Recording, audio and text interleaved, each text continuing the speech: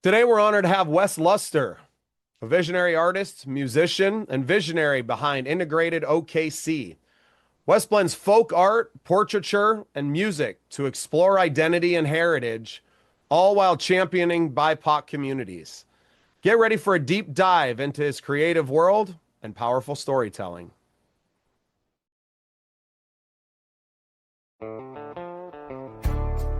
This program is part of the Scene Projects podcast network. The Scene Project features interviews with independent musicians, comedians, and artists from across the Midwest. Become part of our community and support local art wherever you are.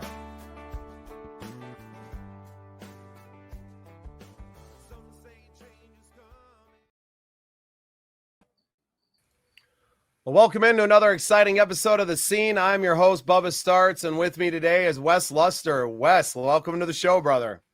Thanks, Bubba. I appreciate it, man. Thanks for having me on.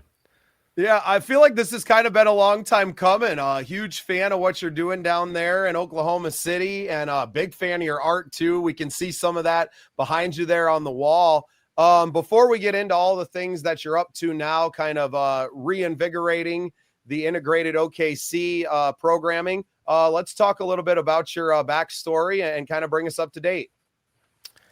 Well, man, I guess to get started, I was an artist from a very young age. So I kind of always had a pencil in my hand, doodling while the teacher was talking. Definitely was a doodler, always into like anime illustrations, cartoons and stuff like that. That kind of inspired me, comics. And so I kind of just made a promise to myself to never not do that. So I've been doing that ever since that time. I was selling artwork to my teachers in college. I have a degree in biology, so I went to Rose State, then Oklahoma State University, and saw that even though I hadn't had a degree, I was already making money in the artwork. It was something I was passionate about, so I just have kept doing that regardless of anything else. Nice. So even though you have a degree in biology, which most people wouldn't really relate much to the art world, I'm sure that degree kind of helps you when you talk about, drawing the human form or animal forms and things like that. This intimate knowledge of, I'm sure, anatomy as well kind of helps inform your artistic expression too, I would assume. I mean, it definitely helps out in like in a mind space way where it feels like I'm a little bit more well-rounded where, I kind of have that science and it's like a different part of my brain as opposed to the artwork. So, I think I have ADHD really bad. So being able to switch gears like that really helps me live. Honestly, what artist doesn't have some form of the attention deficit or whatever you want to call it? I call it a superpower, man. My ADHD, I've never been diagnosed, but I mean, you can look around my office and watch me work as I'm producing the show in the background and doing all like I've finally found something that works with me and that I can wield that kind of different brain chemistry that I have as a true weapon and as a superpower rather than a detriment. Right. Exactly. I mean, even playing guitar and singing, right? Like everything's moving at the same time and the brain is firing. I almost need that in my daily life. Can you kind of speak to that in the art world, working in the same way? Oh yeah, absolutely. I mean, if you think about it, if you're an artist, and this is kind of the source of my podcast, Integrated OKC, as well, is that I talk to artists, musicians, and entrepreneurs. Because if you're an artist, you're also an entrepreneur. You kind of can't get around having to be able to run a business and do the art unless it's just a hobby. But for me, it's not just a hobby; it's a passion as well as a business. And so at times I have to look at it that way. And, that requires you to jump from being a CEO to producer and also the R&D, your own research and development. You have to be your own marketer as well as your own salesperson and your own social media person as well as your own editor. And so you're wearing all these different hats and like, whew, but it's fun. Yeah, not only are we like wearing them, but we're exchanging them rapidly, right? And we're wearing sometimes six of them stacked on top of each other. And I feel you. Right. I mean, and it also helps a lot, like when I'm thinking about how I can be more productive or how I can work with what I have, because of like the science brain has kind of taught me to understand some words and some ideas that probably would trip up a lot of people who just like, haven't dealt with it. And so, say for example, not knowing that people don't really multitask, they just switch. Like you said, we switch the hats over and over in different ways, and but you're working on one at a time. So that really helps me is with my ADHD, that I'm going to work with one thing at a time until I kind of get as close as I can, and then I'm switching to another thing to focus on, because when we try to do too much at once, your brain kind of just gets frazzled, and you don't get anything done really. Right. You never complete anything. You get a lot of work done, but nothing gets completed. So it looks like nothing's actually gotten done. And Exactly. that's really for myself is seeing things through, right? I can do 5 things at once. And we're always, and in this world now, you're taking in so much information. I mean, I got 8 tabs on this browser open right now. And at any moment, one of them can go off and distract you and take you down something. But you have to be able to prioritize those things and to go, hey, that thing can wait. Put the phone on DND, right? And let it alone, and kind of put at least one of the distractions down and focus on what you're doing.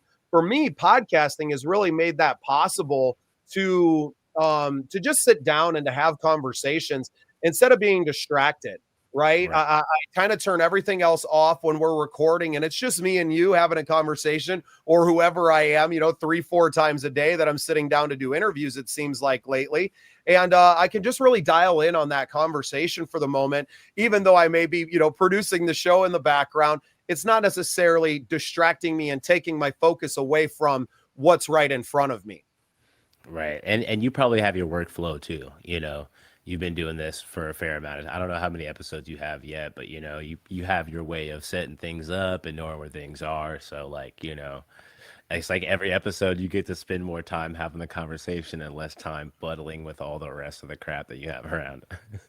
Man, StreamYard's been a game changer for us. We just moved over here. I'd gotten the program a while back, but I never used it. I never really had the reason to. I was doing most of my podcast episodes audio only and just kind of getting on the phone with my friends. And that's really how our first 100 episodes last year started. We just started in March, April of 2024. So timeline wise, we haven't necessarily been at this for a long time, but I've spent most of my life now on stage doing everything in a live capacity, right? Playing live performances and setting up, producing the shows, managing the band on stage, guiding everyone through the song. So I already had a lot of experience in the multitasking of production. And as we've moved through the last, 9 months or so, that we've moved into the YouTube space, started recording on mostly Zoom, where it was really simple, and just really unlocked StreamYard the last 2 weeks, where now I can fully produce the show because I hate editing, Wes. That's really what it comes down to, is that I don't want to sit behind the scenes after the show is done and watch it 3 times and do all that. Like, no, man, it's already over and done with. Let's just run it out there and get it scheduled. And that's how we've been able to, get over 250 episodes out in a year and a half. And when I was at Podcast Movement, we were talking about that down in Dallas last month, that people were blown away. They're like, oh my God, how can you do that? And it's like, well, when you sit down, and this is all that I do. I mean, it's not all that I do, but it's the podcast and our network and growing this business, because I've always thought of it that way. It was never some kind of pet project. Oh, I'll do this podcast as a lead generator for my other business. It was like, no, we're building a podcast that is itself a network of its own, plus every other show that we want to, and every other avenue that we want to go in can be a show and a network of their own. So I had a very 10,000 foot view of it early on. And it was just a matter of establishing the different properties. Sometimes it was just putting a name and grabbing the YouTube space and letting it sit. Right. And then others have completely, kind of taken over and run it. The Scene Projects, obviously, because of my position in the art world and in the music spaces. Right. I had a lot of people to go to already. But now, with the advent of our Patriot Broadcasting Network last November, I kind of built it early, knowing that I wanted to talk about some political things and to share some of those stories that didn't necessarily fit in the Scene Projects box. right? Right. But Right. now when because I've established this and we've been running a Facebook page for a while, now I've interviewed several state representatives. I've interviewed a US congressional candidate here in South Dakota, and people are coming to us with their stories that don't necessarily fit the TSP model, but they're perfect for this other kind of news and supporting the little man, right? Like that's what I'm all about, is personal property rights and just stories about how the government has kind of oppressed us as people and bringing that to the forefront. And lately it's really picking up some traction, and I shoot at least one of those episodes now a week, where I maybe went 6 months without doing any, right? So it's having Right. the properties that I can slowly fill up with things. And right now Scene Projects episodes are scheduled out 3 to 6 months. That's awesome, dude. Okay, trying to get there right now. I'm the only one working on my podcast because it's interesting how you came from a 10,000 foot view, and I just was like, okay, I have this idea. I'm into music and I'm into art, so we're gonna start there. And I have this vast network of artists and musicians. So to me, it kind of felt like a wellspring type of uh, content, evergreen, because it's all about stories, it's all about experience, it's the business that people end up going through and hearing how they navigate those things. And so then that can be something that's helpful to other artists and helpful to other musicians or other creative entrepreneurs who are out here, you know, trying to do and live their dream out. And there's not always like a guidepost for how to do that. And so, No, and because it's such a new media, I know podcasting has been around for a long time, but people didn't know what it was, right? Until maybe the last 12 to 24 months, right? And maybe a little bit longer than that. But anyone who's on YouTube with a show, that's a podcast, right? So you have all of these things. And when Elon Musk came out last October and was like, we are the media now, I was like, oh, he's talking to me. He's talking about me and what I'm doing. And that eventually, I don't know that we'll ever get to millions of followers, but people already come to us for their information, right? We are trusted in our field to deliver this information. And the longer you go about doing these things, the more people are going to trust you. Now, we don't have any advantages working for us. I'm not friends with Joe Rogan. I am not covering, and I don't have access to high profile individuals that are coming on the show and then are able to roll those things. Where I try to work in is to shine a light in the dark corners of it, right? We're out here in the Midwest. We're all about Midwestern artists and musicians. And that's what really drew me to your show in the first place, was seeing someone that was doing essentially the same thing that I am. Even though you had your own career, you were willing to turn that camera around and to turn that spotlight onto your guests who were also working in the same field as you, and realizing that it's not competition. It's all about collaboration. Exactly, 1,000%. And I guess I haven't really thought about that, where it's like, oh, you're glazing your ops. Like, no, that's not even how I see it. I'm not. It's totally a collaborative uh, operation, because when you try to compare multiple artists to each other, you kind of can't, because we all come from different backgrounds, we all come from different perspectives, different inspirations, and guideposts as artists ourselves. So we're all coming from completely different universes. And all of that is completely up to the market as to how subjective the art they're going to connect with is. And so to me, it can even be a competition, like maybe between me and like other portrait artists. That like would be like the closest competition, because we're like so deep in the same niche. But even if you look at, this is one of my pieces called Oshun. It's one of my friends. I personally know him, Javier Navarrete. He is a dope Afro-Cuban drummer in Oakland, and I teach at or I counsel at a music camp in California called Jam Camp West. So this is kind of pick some energy just from the camp and everything that's shared during the week, and it's not exactly the same color as like his actual is, anything like that. It's very impressionistic, very expressive, um, and so again, I'm in my own niche even within portraits. So it's something that I think can be shared, and like I said, the podcast is a wellspring type idea. There's so many artists that we could talk to, and there's so many talents been very inspiring for me personally to see what everybody is like doing, the stories and the places that they've been. It's kind of crazy.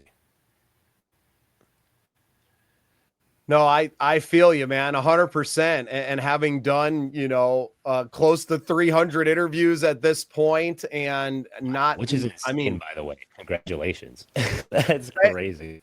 well, I love having conversations and meeting new people, right? So thank God that I finally found podcasting as somewhere to play around in, and Mhm. finding out how that makes money, not just for myself, but for other podcasters on our network. Now we have several now other hosts that, collaborate with us on some shows, but they have their own shows that are featured on the network. And instead of everyone being out there trying to grow their own YouTube channels, which we are independently as well, that we're kind of putting it out all under the one umbrella, at least the long form episodes and some of the shorts, because we're using some really powerful AI software to edit and to release our stuff. Shout out to Podcast AI for everything that they've done for our business, to where we were able to rapidly accelerate our views. I mean, we went from a few thousand views in March to over 230,000 views now on our YouTube channel, which just began in January.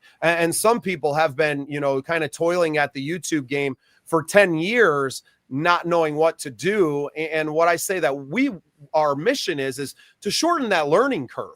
Come be a part of the network. Let us teach you what we know, and using things like our Midwest Original Music Organization Facebook group and the Midwest Podcasting Network and organization groups on Facebook to grow that community. And then as people are ready to kind of get off the sideline and into the game, that we're able to accelerate their timeline faster than they could ever figure it out for themselves. And even, the smartest, YouTube searcher to find what you need to do, to be able to find all the information and implement it at the same time, and find the right programs and to find the different communities to be inside of, it's time consuming. So we're trying to shorten that time gap, bring people up to speed as fast as we can, and really be able to launch, what I say is 1 million podcasters in my life, because I believe that podcasts are how the world is changing. I believe that's how God is changing the world, or the universe, or whatever you want to call it.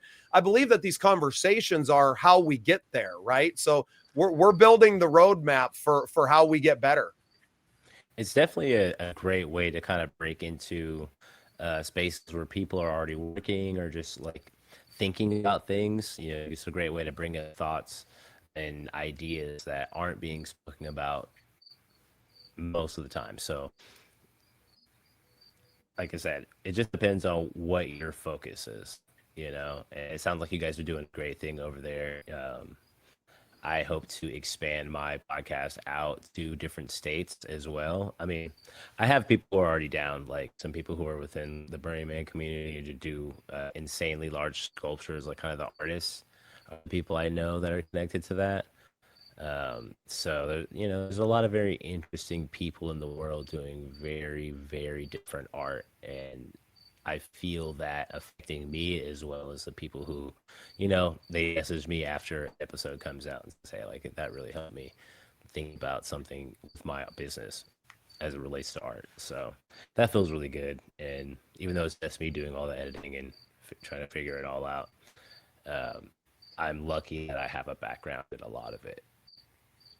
Right. And that's definitely where because I didn't come from that editing and having a lot of technical ability background, like the editing process took me forever, to the point where I was just like, I'm done. Everything's going out raw at this point. I don't even care. Right. And like I said, very thankful for a program like StreamYard, which we pay for, right? Like we pay for it in the network to have it.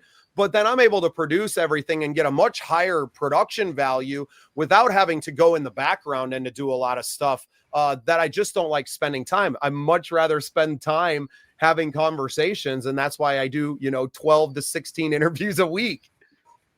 Right. I mean, that's insane, dude. It'd be cool if I could do that. I had a different idea. Like I'm an artist, right? So when I have an idea for something, it's going to be huge. Like I came up with this idea for the podcast, like right before like our lockdown, and I was still living in California at the time. And I had this idea for kind of, like I said, a talk show that's kind of a mix of a tiny desk, because I'm talking to musicians, and if they wanted to, they could do a performance after the interview. So my first episode that came out with Olivia Comacheat. She's an amazing Native American musician, multi-instrumentalist. She did a great show at the very end of it. And like, you could actually see me in the mirror in the house, like it's the Airbnb that I'm recording in. And I'm just jamming in the background, like, listening to the audio, because, I play guitar too. And, so I'm into the audio, video, I can do the editing of both. So I'm over there looking at the Audacity, because it's an open source free program, and jamming. And like, it was so cool to be able to actually, that was 3 years later. I didn't do it, I was saving up and buying equipment, like a little GoPro, the SM7B, just whatever equipment I had, and pulled it together. And, it's been crazy to see it come together. But I actually had to take a break. Yeah, well, and that's what we can kind of get to, because I think I've been following, or at least I saw your show at least over a year ago, kind of through different networks and looking around. But even that episode was a few years old at that point. But I loved the concept, and it wasn't just the production value. Like, the space was awesome, the Airbnb was super cool, the content of the interview was awesome, and having her perform, and like everything about the concept was great. But yeah, moving and other things, right? Being in the lockdown, like, it kind of puts you on a hiatus, and now you're just really getting back into releasing episodes and recording episodes. Tell us a little bit about maybe some recent guests that you just had, or any kind of new things that you're bringing to the table now with the reboot here. Well, nowadays I know that I'm bringing a whole lot more of my network. Like, just, I'm a whole lot more confident now than I was even then, and my foresight a little bit for who to bring on, when, and how is, I feel like, more strategic. So the building that I'm recording in right now, it sits right across the street from the Oklahoma City Bomb Memorial building, like the memorial building. And so you can actually see it in my new shots, that if you look on there, you see the new space. And I have a family member who's actually a firefighter on the day of. And so this year I decided to bring on key people as well as artists, musicians, and entrepreneurs. And, in effect, maybe we could integrate OKC even more, where artists now directly, seeing and tied to these other people as well. And so, but maybe that's a good example of me utilizing my network in a different way, where I see an opportunity. Like, that's kind of I feel like that's a huge thing, and he said he would do it just because, of his relationship with me. So it feels like a very special thing to have a conversation about, maybe what was that like for him, as somebody who supported a lot of people on a very, very horrible day in Oklahoma history, and, like, United States history. So it's great. Yeah, I mean, the moment in Oklahoma City's history, right? I mean, it's hard for anyone not to think of that. And what a great thing to have as the backdrop to a show named Integrated OKC, right? And a show that's looking to rebuild the legacy of the city, and honoring those people who were killed that day. And a big shout out to your family member for their work, and I'm sure what they've endured. I love that you're willing to have some of these people on and to talk about that, and to stretch outside of the art community. There's a lot of great stories out there, just of, I don't want to say regular people, right, but people that are outside of the artistic side that have a story to tell. And it's important. Like, everyone's story is important. It's lovely that we can get on and we can support our artists and give them a chance to promote their art and their music, but to get other stories out there and to be able, that maybe nobody's heard, right? And even if nobody's watching, now there's at least an archive of this, and maybe it will be their children or their children's children, hopefully, that will be able to return to this and hear something maybe that they would never be comfortable telling their grandchildren about, right? And sharing these stories and getting to know the people, that they love. I talk about it all the time that like, this is my legacy for my children as well. They're going to get to know me much more through the show than being their dad, because I'm not dad when I'm here talking to you, right? It's a different Bubba that's stepping up to the plate here. So yeah, I love what you're doing, man, and love the look of the. How high up are you? I'm sitting on the ground right now, actually. What do you mean? No. I meant when you're filming. What floor are you on? Sixth floor of the building. It's a really cool view, man, and that's the first thing that caught my eye as you rebooted and put the episode. I was like, "Ooh, new studio space," and really love the aerial view, and you can see everything out there too. It's not necessarily just getting washed out. Or you could have closed the blinds and say, "Hey, we're not going to show that," right? But you decided not to, and you made a creative decision to showcase that memorial, and I think that's just so cool. Thanks, man. I mean, because it's like you have a unique opportunity to do that. And again, it's like, what's your focus, or how do you execute what it is that you're trying to do? And so I kind of always try to execute with a fair amount of intention, so that I feel like the effect can be, or the impact can be maximized, and just really utilizing the position that I have and the position that I'm creating, because it's definitely still a building podcast. I haven't even monetized it yet. I'm like at 167 subscribers, and counting with every episode, especially now that I'm rolling them out more effectively. But it's really awesome to see. I have another 4 episodes that are about to come out, or three. So, and I'm actually about to go to Oakland and interview a couple of people as well at the end of the month. So it's gonna be it's really cool to do this stuff, even though it's a lot of work. Right. Hey, I feel you on the work. Last weekend, I got to cover a PGA Tour event here in Sioux Falls, South Dakota, close to where I'm from. I was in a press conference with NFL Hall of Famers Rondé Barber and Chris Carter. Also, World Golf Hall of Famer and 6-time major champion Sir Nick Faldo. He got a shot in on me for referring to the Open as one of the other major championships. So good. Oh, that was by far my wife's favorite moment of being there. Like, they're making fun of you. I was like, well, he's a knight, so I'm not going to take any offense to it whatsoever. Right. So we're going to roll with it, and it's content. Everything is content.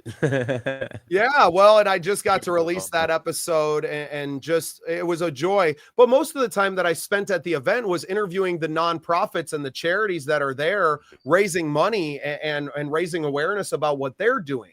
So, I mean, that's what I'm really about. When I say shining a light in the dark corners, it's all of those corners. I'm shining a light on the people who are worthy, not just the people who are the stars of the show. Right. And it doesn't take, if you're out there serving a community, then you're more than worthy of the attention that I'm willing to give you and the attention of our fan base. Man, I appreciate that for sure. I absolutely appreciate that, because, we all have to work together to kind of build up and build relationships. And I learned life is definitely about people. It's not very much about things. Things are kind of like the peripheral surrounding the people. So if you focus on that, you're going to miss out on a lot of what the world has to offer. And so, I think I've seen a lot of rewards just from the stories that I've been able to listen to and then share with the great community. And so it's wellspring concept. And to me, that's definitely just a wellspring concept. Well, and it's a wellspring of energy, of fresh energy for yourself to be inspired and to keep going. And, I interview so many musicians that I'm just like, man, compared to you, like, I don't even play music.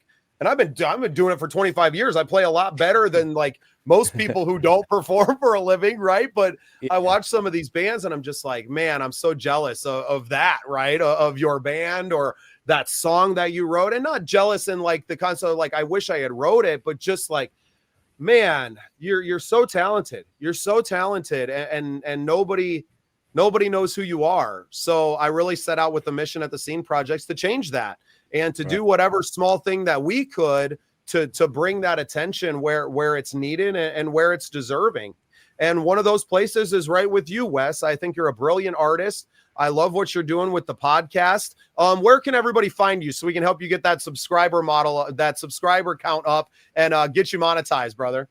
Yeah, man. You guys can find me on YouTube at Integrated OKC, so spelled normally. And you can also find me on Spotify, Apple Podcasts.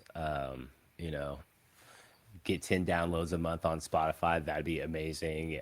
You know, help me boost up the signal of me but really these other artists, because like I really want to see that come together. Also, you can find my art at wesleyluster.art on Instagram and all social media platforms.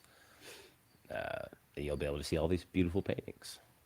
Yeah, well, I highly encourage everybody go and follow your IG page. I've been thrilled to be in your circle here for a while. I'm really happy that we got a chance to lock this in finally. And Wes, you know, thank you so much for coming on the show today, and thanks for being part of the scene. Absolutely, dude. I'm here, brother. So thank you all for the talk, dude. I'll catch you guys later.